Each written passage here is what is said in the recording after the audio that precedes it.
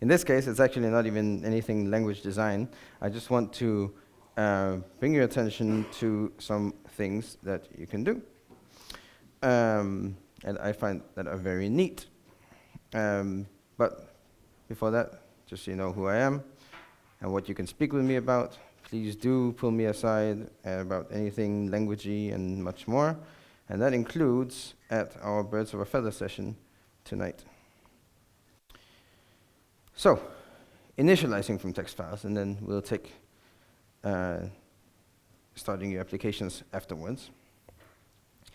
Let's create a directory in a very specific location. It lives inside a folder called startup session, and the exact location of that we can come back to. That might even change in the future, but just know that there's such a location that's inside a folder called startup session, and I have some tools. I call this collection of tools A-tools, and I have in there a file that it would be a good idea to name the same as what it contains, but it doesn't have to.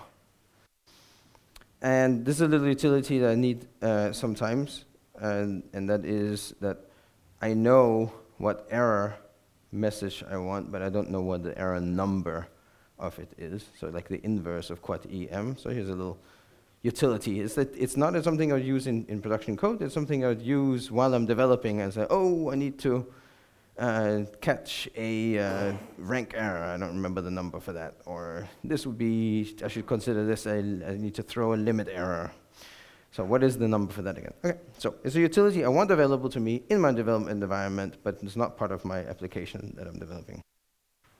And so the magic thing here is that I have this file, and I put it into this folder, and I start APL, and I use my utility. So,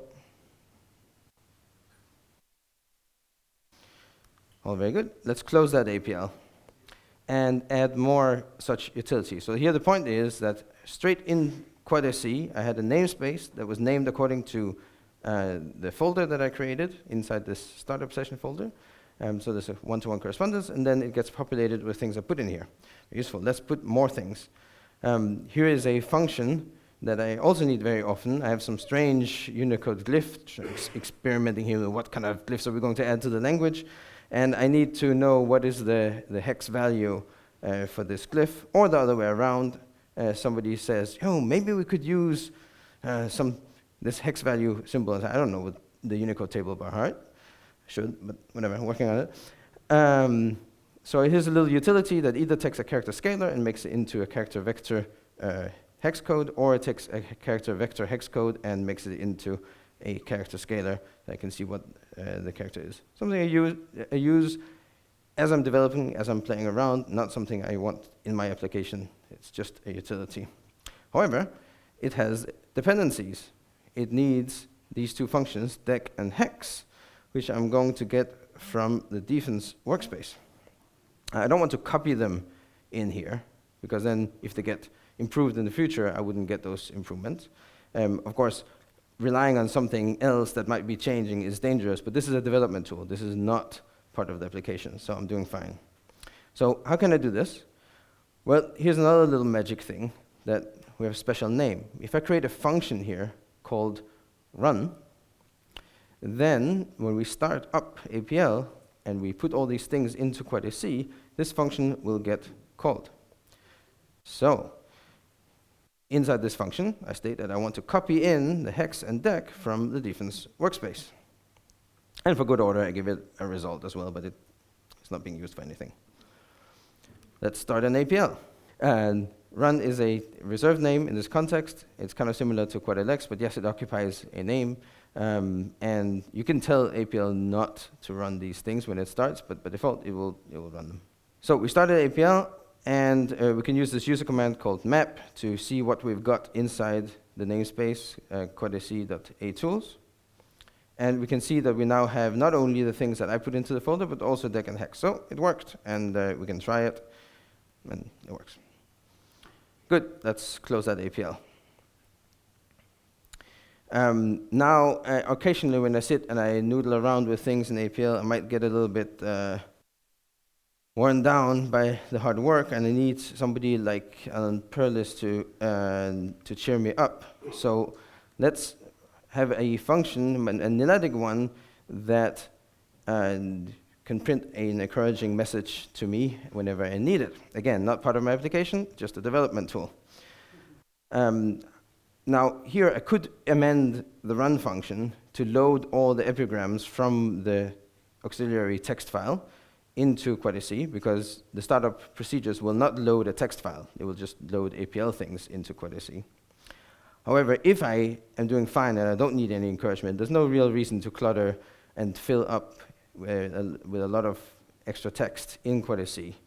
So we're going to kind of cache it. When I run this epigram function the first time, then we're going to load in this file. And then it's going to be, it's not really a global, you can see it hasn't been localized here, but it will just live in that same namespace, so that's fine. I know what's in there, and then it chooses a random one from that. Now, there's something you should notice here. I'm using the variable path. Right? The thing is that once everything has been loaded up, then epigram doesn't know where it came from, so it wouldn't know where to find the epigrams.txt file. So I need to tell it that somehow. And that's something that I can go into the run function and set up, because the first element of the arguments to run when it gets initialized is going to be the path where it came from. So we can save this value if we need it, and then we can refer to it so we can find our way home. So let's start APL and map out, and we can see that there's a function called epigram, but there's no variable called epigrams. And I can call it. And if we look at the map again, we can see that now the variable epigrams has been created, so it worked. Of course, this is very simple, what I've been doing, but I'm sure if you take a moment to think about it, that you can see the possibilities are endless. I can do absolutely anything I want. If I'm on Windows, then I could go and modify the GUI of the development environment. I could add new menu items. I could add new menus. I could add buttons. I could add pop-ups. I could start the logging that keeps track of the time that I'm developing. I could set up default values for all kinds of things. There's no limit to it. Take a moment to think about that. How could you use this? And with that moment gone, we'll move on to initializing from text files. And no, you haven't had too much to drink. This is now starting from text files instead. And let's this time have a different folder. Notice I put this into my documents folder because now I'm writing an application. This is not part of my session initialization anymore, but you might have a little bit of a déjà vu here. So this is my actual application here. So I have some important utility functions. I have some auxiliary data that I need to work with. And I also have this run function. And guess what? When I'm going to start APL, this run function is going to be called. And the argument is going to, the first element of the argument is going to be the path that it came from, so it can find its way home and find its data. So all I'm doing here is I'm printing, it's like a little application, so it's going to do stuff. I'm not going to make a whole GUI here, because that's not the point. I'm going to print the message, welcome. We're going to load in the data. We're going to process the data. There's some heavy processing. And then we're going to print out some things. And then I can right-click inside this folder, or if I'm outside the folder, I can right-click on the folder, and I can select Run with Dyalog. And now Dyalog will start, and it will do exactly what we expected, right? It loads the application, it runs the application, and no workspaces involved here at all. So you might say, oh, well, that's great. Right-click and launch the application. How do I create a shortcut to that? How do I do this on other platforms? Well, good news, this works on other platforms as well. This works also in a scripted context. So we can pull up a command prompt, and we can write Dyalog load equals, and then the path to the application. And it will do exactly the same thing. I don't have to show you that again. And that works also on other operating systems.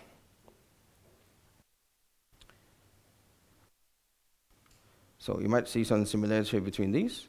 Now, if you need to know where do you put the things that you need to be initialized into your session, then you can ask APL rather than trying to guess. So if you type this very easy name, quite a C, the dialog.startupsession.VerSpec, then it will tell you where it is. And then inside that location that it tells you, so you have a folder called startup session by default. There are configuration parameters that you can set to make it somewhere else, but I won't go into that now. You can come and see me if you need that. So inside startup session, you need to have a folder which will represent a namespace. And inside that folder, you can put whatever you want. So you can put individual files that represent functions or arrays, operators, scripted namespaces. You can put additional folders, and they will be represented as sub-namespaces of the first namespace. And you can keep going like that recursively as pretty much as far as you want. And starting an application from text files works very much the same way.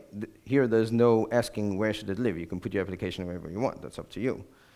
So we have some path that you choose. This folder represents your application.